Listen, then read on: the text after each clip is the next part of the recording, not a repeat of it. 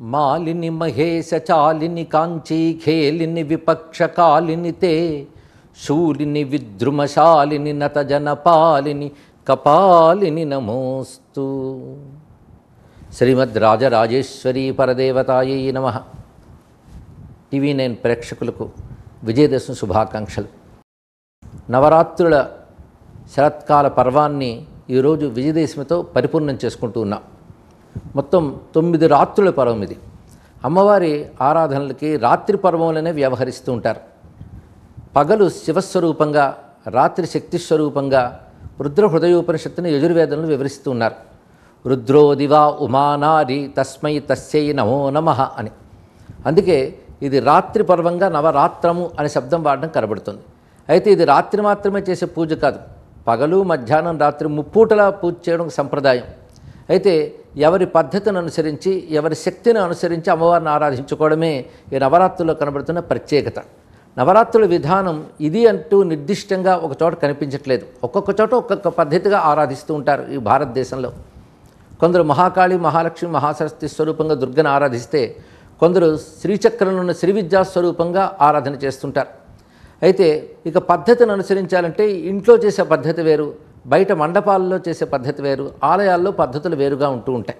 అక్కడున్న శాస్త్రాలను అనుసరించి ఎవరి శక్తి అనుసారం వారు చేయగలిగిన ఎంత మేరకు చేయగలరో అంత చేసుకోవచ్చు ఈ ఆరాధనల్ని విశేషించి.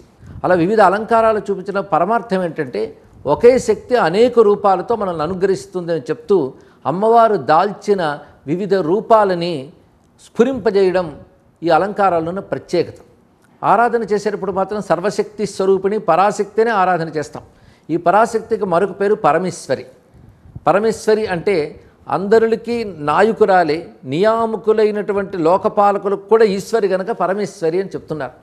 అందరినీ ఆమె నియమిస్తుంది, ఆమె శాసిస్తుంది, కానీ ఆమెను శాసించేవారు, నియమించేవారు ఎవరూ లేరు. అంటే విశ్వాన్నతిని శాసించే చిచ్చక్తి పరాశక్తి ఏదైతే ఉందో ఆ తల్లిని మనం పరమేశ్వరి అని ఆరాధిస్తున్నాం. ఆ పరమేశ్వరి ధరించిన వివిధ రూపాలనే ఈ 9 రోజుల్లో 9 అలంకారాలు దర్శిస్తున్నాం. అయితే ఈ 9 లేదా 10 రూపాలు మాత్రం అమ్మవారికి ఉన్నాయా అంటే, అనంత రూపిణి ఆ జగన్మాత. మొదట బాలాత్రిపుర సుందరి రూపంగా అమ్మవారిని అలంకరించారు. బాలాత్రిపుర సుందరి అంటే లలితా మహాత్రిపుర సుందరి మనకు పేరు తెలుసు, బాలాత్రిపుర సుందరి అంటున్నాం. ఈ రెండు కూడా శ్రీ విద్య అనబడి ఉపాసనా సంప్రదాయంలో చెప్పబడుతున్న స్వరూపాలు. బాలాత్రిపుర సుందరి అంటే ముఖ్య ప్రాణ స్వరూపిణి అంటారు. అంటే ఏ ముఖ్య ప్రాణం మన శరీరంలో నడుస్తున్నదో, సర్వ జగత్తుని నడిపిస్తున్నదో ఆ ముఖ్య ప్రాణ స్వరూపమే బాలాత్రిపుర సుందరి. అదే బాలాత్రిపుర సుందరి అంటే ముఖ్య ప్రాణ ఉపాసన అని తెలుసుకోవాలి. ఈ ముఖ్య ప్రాణ శక్తిగా ఉన్నటువంటి బాలాత్రిపుర సుందరి రూపాన్ని కూడా వర్ణిస్తూ అరుణ కిరణజాలై రంచితాశావకాశ విధృత జపపటీకా పుస్తకాభీతి హస్త ఇతరకర వరాఢ్య ఫుల్ల కల్హార సంస్థ నివసతు హృది బాల నిత్య కళ్యాణశీల అని వర్ణించారు.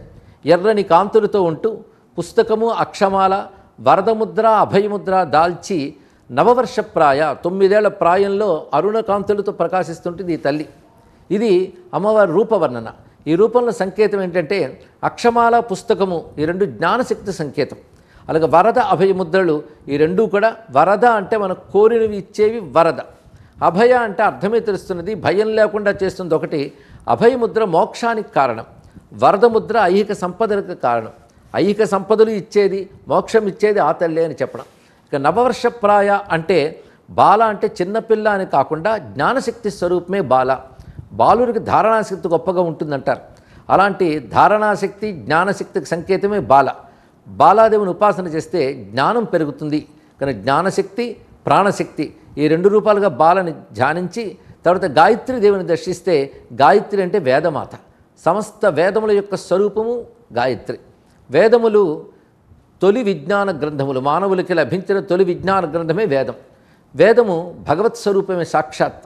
అదే వేదమే అమ్మవారుగా వర్ణింపబడుతూ వేదమాత గాయత్రి అంటాం. ఆ వేదస్వరూపునిగా చెప్పబడుతుంది గాయత్రి.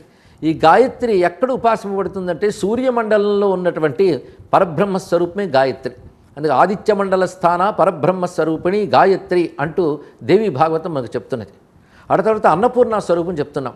అన్నపూర్ణ అంటే సర్వ విధములైనటువంటి అన్నములు ఎవరి దగ్గర పరిపూర్ణంగా ఉన్నాయో ఆ తల్లి అన్నపూర్ణ. అన్నం అంటే మనం పోషించేది అని అర్థం. అదేవిధంగా అన్నం అంటే ఐశ్వర్యమును కూడా అర్థం ఉన్నది. అలాంటి అన్నపూర్ణ సర్వవిధ ఐశ్వర్యములతో పోషించే అన్నములతో కూడిన తల్లి గనక అన్నపూర్ణ అన్నారు. ఇక పూర్ణ అంటే సమృద్ధిగా కలిగినది. ఇక అన్నపూర్ణ స్వరూపం తర్వాత మహాలక్ష్మి, మహాసరస్వతి, అలాగే దుర్గా, ఈ 3 రూపాయలు భావన చేస్తే ఇక మహాలక్ష్మి అంటే సర్వైశ్వర్య స్వరూపిణిగా భావన చేస్తున్నాం. ఈమెకి పద్మ, కమల మొదలైన పేర్లు ఉన్నాయి. ఉత్తమ గుణములు, ఉత్తమమైనటువంటి లక్షణములు, సాత్వికమైన స్వరూపమే మహాలక్ష్మి స్వరూపం. ఇక సరస్వతి ఆరాధన. సరస్వతి అనగానే సామాన్యులు కూడా తెలిసిన అంశం ఏంటంటే విద్యల తల్లి ఈ జగన్మాత. విద్యలు అనేక రూపాలతో ఉంటాయి. ప్రధానంగా విభాగం చేస్తే పరావిద్య, అపరావిద్య అని 2 భాగాలు చేస్తారు. అపరావిద్యలంటే లౌకిక విద్యలు.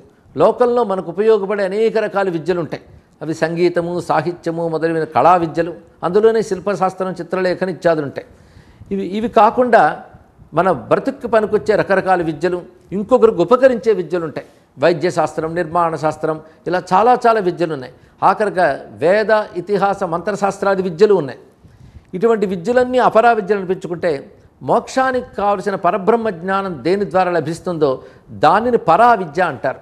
ఈ పరా విద్యనే బ్రహ్మ విద్య అని కూడా పేరు, అధ్యాత్మ విద్య అని కూడా అంటూ ఉంటారు. కృష్ణ పరమాత్మ భగవద్గీతలో అధ్యాత్మ విద్య విద్యానం అంటాడు. విద్యలన్నింటిలో ఉత్కృష్టమైన అధ్యాత్మ విద్య నా స్వరూపము అని ఆయన తెలియజేశారు. కనుక అధ్యాత్మ విద్యగా అమ్మవారిని చూసినప్పుడు పరా విద్య అంటారు. ఈ పరా అపర విద్యల రూపంలో ఉన్న తల్లిని సరస్వతి అని చెప్తారు. అందుకే సరస్వతి కృప ఉంటే లోకంలో గౌరవం లభిస్తుంది, 10 మందికి జ్ఞానం కూడా ప్రాప్తిస్తుంది. ఇది సరస్వతి తత్వంలో మనకు కనబడుతున్న అంశం. ఆ తర్వాత దుర్గా స్వరూపం. ఈ దుర్గని అలంకారాల్లో చేసేటప్పుడు వివిధ నామాలతో వ్యవహరిస్తారు. దుర్గా అంటారు. అదేవిధంగా మహిషాసుర మర్దిని అని ఒక పేరుతోని, మహాచండి, కాత్యాయని, మొత్తం 4 పేర్లతో 4 రూపాలుగా అలంకారం చేస్తుంటారు. ఈ దుర్గాతత్వం దగ్గరికి వచ్చేటప్పటికీ ఇది చాలా లోతైనది. దుర్గా అంటే లోకానికి ఎప్పుడెప్పుడు దైత్యుల బాధ దాపురిస్తుందో అప్పుడు తన స్వరూపాన్ని వ్యక్తపరిచి ఆ దైత్యుల్ని నిగ్రహించి లోకానికి క్షేమం కలిగించే పరాశక్తిని దుర్గా అంటారు. ఇప్పటి వరకు మనం విన్న మాట మీద ఒకే పరాశక్తి వివిధ ప్రయోజనాలు నెరవేర్చడం కోసం వివిధ రూపాలు స్వీకరించి వివిధ విధాలుగా ఉపాసింపబడుతోంది అని అర్థమవుతుంది. ఇప్పటి వరకు చెప్పిన రూపాలు మనం పరిశీలిస్తే ఇవన్నీ ప్రతి మానవుడికి అవసరమే. ఇక దుర్గాదేవి దగ్గరకు వచ్చేటప్పటికల్లా ఈ దుర్గ పటుత్వ శక్తి. పటుత్వం అంటే శత్రువుల్ని అణచివేయగలిగేటువంటి శక్తి ఉండాలి. ఈ శక్తి శారీరకమైన శక్తి మాత్రమే కాకుండా బుద్ధిగతమైన శక్తి కూడా కావాలి. ఎందుకంటే ఊరికనే శారీరక బలంతో శత్రువుని నిగ్రహించడం, వ్యూహరచన కావాలి. వ్యూహం అంటే అప్పుడు మళ్ళీ బుద్ధిశక్తి యొక్క ప్రమేయం కనబడుతుంది. అందుకు దుర్గాదేవి దగ్గరికి వచ్చేటప్పటికల్లా అన్ని శక్తుల సమాహారం కనబడుతుంటుంది. అందుకే దుర్గ గురించి చెప్పేటప్పుడే పోతన గారు అమ్మల గన్నయమ్మ ముగురమ్మల మూలపుటమ్మ చాలా పెద్దమ్మ సురారులమ్మ కడు పారడి పుచ్చడి అమ్మ తన్ను లోనమ్మిన వెల్పుటమ్మల మనమ్ముల నుండెడి అమ్మ దుర్గ మాయమ్మ కృపాబ్ధి ఇచ్యుత మహత్వ కవిత్వ పటుత్వ సంపదల్ అంటారు. అందుకే నవరాత్రుల్లో మనం లక్ష్మీ, సరస్వతి, అన్నపూర్ణ ఇత్యాది రూపాలను ఉపాసన చేస్తున్నప్పటికీ ప్రధానంగా దుర్గగానే ఎక్కువ ఆరాధన చేయడం కనబడుతూ ఉంటుంది. దుర్గా పూజ అని వ్యవహరిస్తుంటారు కూడా నవరాత్రుల పూజను కూడా. అంటే అర్థం ఏంటి? ఇన్ని రూపాలు దుర్గాదేవి రూపాలే అని చెప్తున్నారు. అయితే ఇవన్నీ ఒకే తల్లి రూపాలు కనుక ఇన్ని రూపాలు లక్ష్మీ రూపాలే, ఇన్ని రూపాలు గాయత్రి రూపాలే, ఇన్ని రూపాలు సరస్వతి రూపాలే అన్న తప్పు లేదు. ఎందుకంటే ఇవన్నీ ఆ తల్లి యొక్క అభివ్యక్తులే కదా. దుర్గాతత్వం వచ్చేటప్పటికల్లా దుర్గ గురించి మంత్రశాస్త్రాల్లో వివిధ దుర్గా ఉపాసనలు ఉన్నాయి. వనదుర్గా ఉపాసన, శాంతి దుర్గా, శూలిని దుర్గా, దీపదుర్గా అంటూ దుర్గా మంత్రభేదాలు చాలా చాలా కనబడుతున్నాయి. ఇవి కాకుండా నవదుర్గలుగా దుర్గను ఉపాసించడం ప్రసిద్ధి. ప్రథమం శైలపుత్రీతి, ద్వితీయం బ్రహ్మచారిణి, తృతీయం చంద్రఘంటేతి, కూష్మాండే చతుర్థకం, పంచమం స్కందమాతేతి, షష్ఠం కాత్యాయనీతి చ, సప్తమం కాళరాత్రీతి, మహాగౌరీతి చాష్టమం, నవమం సిద్ధిదాత్రీ చ, నవదుర్గా ప్రకీర్తితా అంటే 9 దుర్గల పేర్లు చెప్పారు. ఈ 9 దుర్గల పేర్లని బ్రహ్మదేవుడు మహర్షిగా ఆయన తపస్సుతో గ్రహించి ఉపదేశించేట దేవతలకి. ఈ 9 దుర్గానామాల్ని ఆరాధించడం మనకు కనబడుతూ ఉంటుంది. ఇందులో శైలపుత్రి, బ్రహ్మచారిణి, చంద్రఘంట, కూష్మాండ, స్కందమాత, కాత్యాయని, కాళరాత్రి, మహాగౌరి, సిద్ధిద ఒక్కొక్క పేరులో ఉన్న దేవతకి ఒక్కొక్క రూపం మళ్ళీ చెప్పారు. ఇప్పుడు దుర్గలో మళ్ళీ అనేక రూపాలు ఉన్నాయి. మధుకైటవ సంహారం చేసినప్పుడు నారాయణులో యోగ నిద్రగా ముందు ఉంటూ తర్వాత నిద్రను ఉపసంహరించి నారాయణుని చేత మధుకైటవ సంహారం చేయించింది కనుక మధుకైటవ విద్రావి విధాతృ వరదే నమః అంటారు అమ్మవారిని. అది కూడా దుర్గా రూపమే. అలాగే మహిషాసురుడు అనేటువంటి రాక్షసుడు లోకకంటకుడై దేవతలను నిగ్రహించి ప్రకృతికి ప్రమాదం కలిగిస్తూ ఉంటే దేవతల ప్రార్థన మేరకు జగన్మాత సర్వదేవ సమూహ స్వరూపిణిగా వచ్చింది. అంటే సర్వదేవతల్లోని శక్తి అంతా ఏకీకృతమై ఒక రూపంగా వచ్చింది. నిశ్శేష దేవగణ శక్తి సమూహమూర్త్యాం అంటారు ఇక్కడ. అటువంటి నిశ్శేష దేవగణ శక్తి సమూహమూర్త్యా దేవ్యా యయా తతమిదం జగదాత్మశక్త్యా అని దేవి మహాత్మ్యం చెప్తున్నది. నిశ్శేష దేవగణ శక్తి సమూహమూర్త్యా అంటే అర్థం ఏంటంటే సర్వదేవతల యొక్క శక్తి సమూహముగా ఏర్పడి వచ్చిన స్వరూపము. ఆ స్వరూపం ఏమిటి? ఏ తల్లి యయా ఆతతమిదం జగత్ అంటే సర్వజగత్తు ఏ తల్లితేత వ్యాపించబడి ఉన్నదో ఆ తల్లి ఒక్కొక్క దేవతలు ఒక్కొక్క శక్తిగా ఉన్నది. ఆ ఒక్కొక్క విడివిడిగా ఉన్న శక్తి సమూహ శక్తిగా ఏర్పడింది. అంటే కలెక్టివ్ ఫోర్స్ అని చెప్పచ్చు. సమిష్టి శక్తిగా ఏర్పడింది. అది దుర్గని స్మరిస్తే సర్వదేవతని స్మరించినట్లే. ఇంద్రుడు, అగ్ని, యముడు, వరుణుడు, బ్రహ్మ, విష్ణు, రుద్ర అని చెప్పబడుతున్న అనేక దేవతల్లో భిన్న భిన్నముగా ఉన్న తల్లి ఏకరూపంగా మనం భావన చేస్తే ఆ తల్లి దుర్గా. ఆ తల్లినే మహిషాసుర మర్దిని అంటాం. అంటే మహిషాసురుని సంహరించేటప్పుడు ఆ రూపంతో వచ్చింది. అలాగే ఒప్పుడు శుంభుని శుంభుడు వాళ్ళ యొక్క పరివారములు ధూమ్రాక్షుడు, రక్తబీజుడు, చండముండులు ఇత్యాదులు ఉన్నప్పుడు వీళ్ళందరినీ సంహరించడానికి గౌరీవిదేవి యొక్క శరీర కోశం నుంచి ఒక శక్తి వచ్చింది. అంటే అమ్మవారి శరీరం అంటేనే మనలాంటి మాంసమయ శరీరం కాదని తెలుసుకోవాలి. దేవతా స్వరూపాలేవి మానవ రూపములు కావు. వాటికి ప్రకృతి వికారములు ఉండవు. అవి తేజోమయ శరీరాలు. అందుకే మానవ పాత్రలుగా వాటిని చూడరాదు. ఒక శక్తి ఒక స్త్రీ రూపం ధరించింది, కానీ శక్తి స్త్రీ కాదు, పురుషుడు కాదు. అది కూడా తెలుసుకోవాలి. మన శక్తిని ఆరాధిస్తుంటే స్త్రీమూర్తిగా ఆరాధిస్తున్నాం, తప్పు లేదు. కానీ శక్తి స్త్రీమూర్తిగా పరిమితం కాదు. అందుకే అమ్మవారి గురించి దేవీ పురాణంలో వ్యాసుడు చెప్తూ గొప్ప మాట అంటాడు.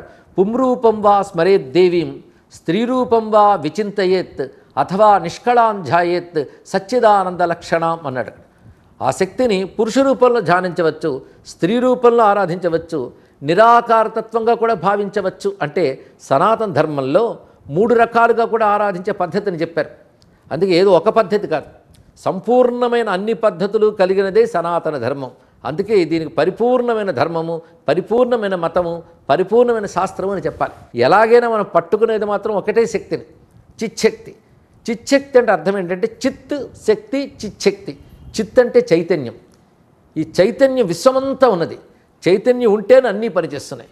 ఒక్కొక్క వస్తువులో ఈ చైతన్యం ప్రవేశించి ఒక్కొక్క రకంగా కనబడుతుంది.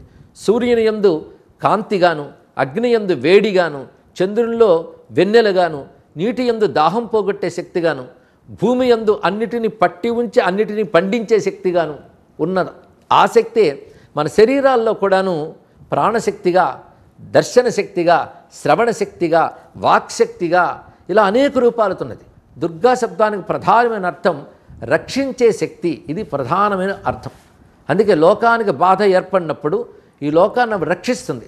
ఈ రక్షించడం 2 విధాలు. లోకానికి ఎవరి వల్ల బాధ ఏర్పడిందో వాళ్ళని శిక్షించి మిగిలిన వారు రక్షించాలి. అయితే ఎవరిని శిక్షించిందో వాళ్ళు కూడా లోకంలో భాగమే కదా. వాళ్ళని శిక్షించినప్పుడు లోకజనని వాళ్ళని శిక్షించవచ్చా అని ప్రశ్న. ఎందుకంటే వాళ్ళని శిక్షించకపోతే వాళ్ళకి ప్రమాదం, లోకానికి ప్రమాదం. కనుక శిక్షించినప్పుడు వాళ్ళ దుష్టత్వాన్ని శిక్షించిన వాళ్ళ జీవులకి సద్గతి కల్పిస్తుంది ఆ తల్లి. ఎందుకంటే అమ్మవారి చేతిలో మరణించడం అనే యోగం వాళ్ళకి కల్పించింది. లేకపోతే వాళ్ళు చేసిన పాపాలకు మామూలుగా కాలం తీరి మరణిస్తే నరకాలకు పోతారు వాళ్ళు. అలాంటి వాళ్ళని నరకాలకు పోకుండా అమ్మవారు ఎదురుగా కనబడి తాను చేతులతో తాకిన ఆయుధాలతో వాళ్ళని కొట్టి తన కటాక్షాలతో వాళ్ళని కరుణించి వాళ్ళ శరీరాన్ని పోగొట్టినా ఆ జీవులకు సద్గతి కలిగించింది అంటూ దేవీ మహాత్మ్యంలో అద్భుతమైన వర్ణన చేస్తారు. చిత్తే కృప సమర నిష్ఠురతాచ దుష్ట త్వయ్యేవి దేవి సకలం అంటూ ఒక మాట దేవతలు అంటారు. నువ్వు వాళ్ళ పట్ల చాలా కోపంగా కనబడుతున్నా సమరనిష్ఠుర అంటే యుద్ధంలో ఒక ఉగ్రత్వాన్ని నువ్వు చూపిస్తున్నప్పటికీ కూడా చిత్తే కృప నీ హృదయంలో దయ ఉంది అమ్మ అన్నారు. అందుకే దుర్గా అంటే చాలు రక్షణ కల్పిస్తుంది ఆ తల్లి. శరణాగత దీనార్థ పరిత్రాణ పరాయణే సర్వస్యార్తిహరే దేవి నారాయణ్ నమోస్తుతే అంటారు. అంటే ఎవరు శరణు వేరారో, ఎవరు దీనులై ఉన్నారో, ఎవరు ఆర్తితో వేదనతో బాధపడుతున్నారో వారిని రక్షించడమే తన స్వభావంగా కలిగినది దుర్గా. అందుకే దుర్గా అనగానే రక్షణ శక్తిగా మనం వెంటనే భావన చేయాలి. పరిత్రాణ పరాయణే అనడం చాలా గొప్ప మాట. అంటే రక్షించడమే తన యొక్క కర్తవ్యంగా అమ్మవారు ఎప్పుడు ఉంటూ ఉంటారు. అలాంటి తల్లి నారాయణి. నారాయణి అంటే సర్వజీవులకు ఆశ్రయమైన తల్లి అని అర్థం ఇక్కడ. అలాంటి ఆ తల్లికి నమస్కారం చెప్తూ సర్వస్వరూపే సర్వేసే సర్వశక్తి సమన్వితే భయేభ్యస్త్రాహి నోదేవి దుర్గేదేవి నమోస్తుతే అన్నారు. ఇక్కడ దుర్గేదేవి అంటే భయం నుంచి కాపాడే తల్లి అని దుర్గాతత్వంలో మరొక అద్భుతమైన అంశం ఇది. అలాగే అమ్మవారు తన యొక్క తీవ్రమైన శక్తిని చూపిస్తారు. దానికి క్రోధశక్తి అంటారు. కామాక్షీం క్రోధ సంభవాం అంటూ లక్ష్మీ అష్టోత్తర శతనామాల్లో కూడా కనబడుతుంది. ఆ క్రోధము ఉత్తమ క్రోధము, దివ్య క్రోధము. సాధారణంగా క్రోధం దుర్గుణమే, కానీ పరాశక్తి యొక్క క్రోధము లోకాన్ని రక్షించడం కోసం చూపిస్తుంది. ఒక తల్లి తన పిల్లల్ని కాపాడుకోవడం కోసం చూపించే కోపం ఎలా ఉంటుందో అలాగా జగత్ రక్షణ కోసం తల్లి ప్రకటించేటువంటి క్రోధము కూడా ఒక దేవతగా ఉపాసింపబడుతుంది. అది చండి. అందుకు దుష్ట నిగ్రహం చేస్తూ అటు మహిషాసురుని కాలితో తొక్కి త్రిశూలంతో పొడిచే రూపం చూస్తే ఒకవైపు భయం కలుగుతుంది. అదే సమయంలో ఎలాంటి దుష్టశక్తిని నిగ్రహించగలిగే మహాశక్తి ఆ తల్లి అనే ధైర్యం కూడా కలుగుతూ ఉంటుంది ఇక్కడ. కనుకనే దేవకార్యములు రెండు రకాలు ఉంటాయి. దుష్టుల్ని శిక్షించడం, శిష్టుల్ని రక్షించడం, తద్వారా ధర్మాన్ని ప్రతిష్ఠించడం, దానివల్ల లోకానికి క్షేమం కలిగించడం. మొత్తం 4 దశలు ఇవి. ఒకప్పుడు రురుడు అనే రాక్షసుడికి దుర్గముడు అనే కొడుకు ఉంటాడు. దుర్గముడు అనే మాటకు కూడా అర్థం ఏంటంటే ఎవరూ అతన్ని ఎదుర్కొనలేరు అని. దుర్గముడు అనే రాక్షసుడు దేవతల్ని క్షీణింపజేయాలన్న ఉద్దేశంతో వేదశక్తిని అపహరిస్తాడు. అప్పుడు ఆ దుర్గముడిని సంహరించడం కోసం దేవతల ప్రార్థన కోసం అమ్మవారు వ్యక్తమవుతారు. ఇలా వివిధ సందర్భాల్లో దుర్గాదేవి వ్యక్తమైంది. అప్పుడు అసుర సంహారం చేయడం తన నుంచి అనేక శక్తులను చూపిస్తున్నారు దుర్గా అన్నారు. ఆ తల్లి ప్రధానంగా విజయ దేవత, విజయాల్ని ప్రదానం చేస్తుంది. అందుకే ఆ తల్లి పర్వము విజయ దశమితో ముగిస్తోందంటే దుష్టత్వం తొలగి శిష్టత్వానికి నెగ్గడమే విజయం. అలాంటి విజయం కలిగించే తల్లి. విజయం అంటే కార్యసిద్ధి అని కూడా అర్థం ఉన్నది. అలాంటి విజయ తత్వమే విజయ దశమి నాడు ఆరాధింపబడుతుంది. కనుక ఇన్ని దేవతల ఆరాధనలు విజయదశమితో పుడుతున్నాయంటే అర్థం ఏంటి? ఇన్ని శక్తులతో అమ్మవారు విజయాన్ని కలిగిస్తారు, సిద్ధిని కలిగిస్తారని అర్థం. అలాంటి విజయదశమి పర్వదినం నాడు సర్వశక్తుల స్వరూపిణైనటువంటి పరాశక్తికి నమస్కరిస్తూ సనాతన ధర్మానికి, భారతదేశానికి దేవీ రక్ష సిద్ధించాలని ప్రార్థిస్తూ స్వస్తి.